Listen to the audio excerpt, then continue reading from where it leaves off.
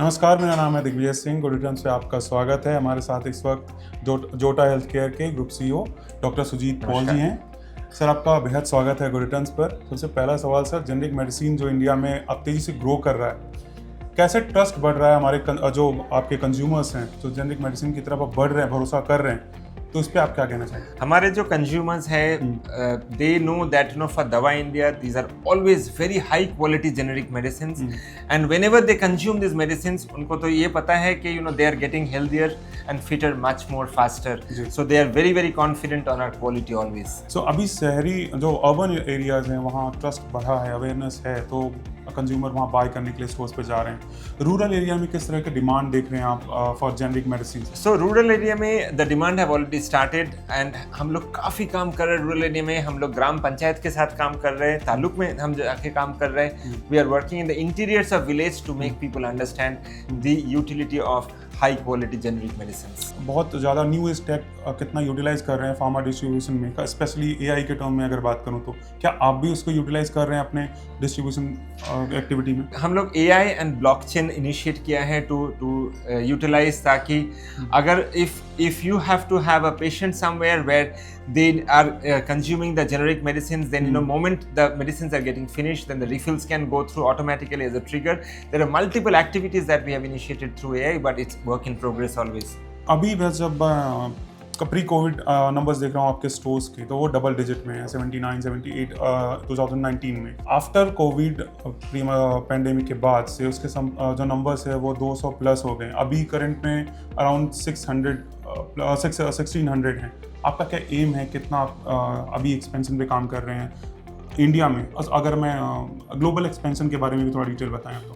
So for India we are growing phenomenally faster, क्योंकि हमारा एक ही ऑब्जेक्टिव है कि across India we must ensure that everyone can get high quality generic medicines. So we are growing exponentially faster in India, and we would be continuing to spread in the same way to ensure that we make India much more healthy at the earliest. अभी Covid का tension एक बार फिर से बढ़ रहा है।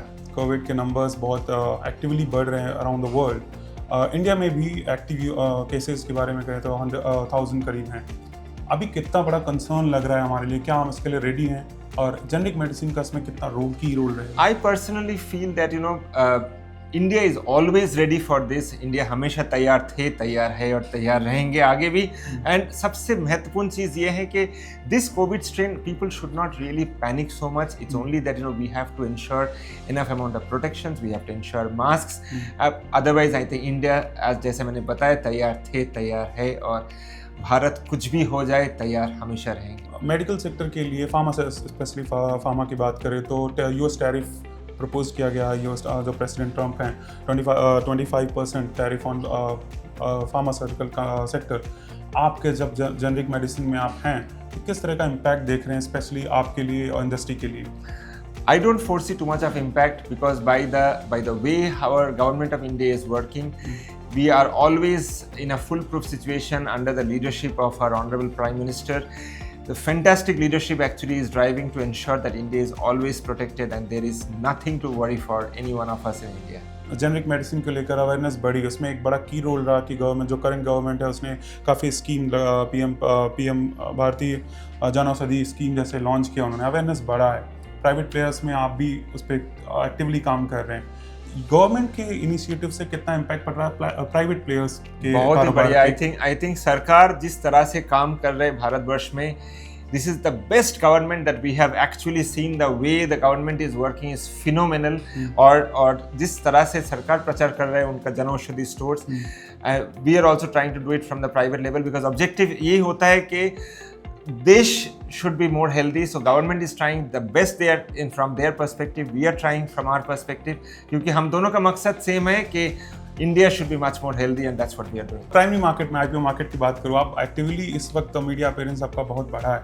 क्या आपका प्लान है? आप अपना बिजनेस इस तरीके से ग्रो कर रहे हैं, क्या आपका प्लान है आगे चल के हम मार्केट में भी देखें, आप लिस्टिंग को लेकर या आईपीओ को लेकर ऐसा कुछ आप प्लान कर रहे हैं? ऐसा कुछ है? I think it's more important for us to understand हमारा प्राइम उद्देश्य क्या है। हमारा प्राइम प्लान ये है कि we'll all work together to build a better India on a health care segment at large.